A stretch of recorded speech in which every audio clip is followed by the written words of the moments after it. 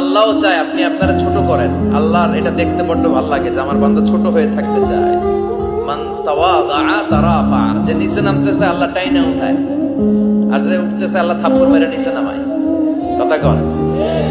মুসা আলাইহিস সালাম, সহিহ বুখারীর বর্ণনা, বনি ইসরাইলের লোকদের মাঝে ওয়াজ করতেছিলেন, এরকম নসিহত করছিলেন। তো একজন দাঁড়িয়ে বলল, ইয়া নবী আল্লাহ মুসা, মান আ'লামুন নাস ফিল আরদ। হে মুসা নবী, জানতে বড় মনে চায় বর্তমান পৃথিবীর সবচেয়ে বড় জ্ঞানী কে? মুসা আলাইহিস সালাম কয় আমি। মুসা আলাইহিস সালাম কি বললেন? আনা। আসলে কথাটা ঠিক। আল্লাহ যখন যে নবীকে পৃথিবীতে পাঠায় তখন তাকে সবচেয়ে বেশি জ্ঞান দিয়ে পাঠায়, সেই হিসেবে ঠিকই উনি সবচেয়ে জ্ঞানী।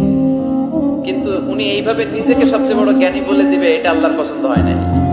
আল্লাহ চেয়েছিলেন মুসা আলাইহিস সালাম যেন বলে আল্লাহু আ'লাম, আল্লাহই জ্ঞানী। সুবহানাল্লাহ কইবেন না? কিন্তু তা না করে উনি কি করলেন? যখন বললো সবচেয়ে বড় জ্ঞানী কে, উনি হুট করে কি বলে ফেললেন? আনা, আমি। আল্লাহ এটা পছন্দ করেনি। আল্লাহ ডেকে বললেন, মুসা, ইউ আর অ্যাবসলিউটলি রং, তুমি ভুল করেছো। তুমি সবচেয়ে জ্ঞানী নও, তোমার চেয়ে বড় জ্ঞানী আছে।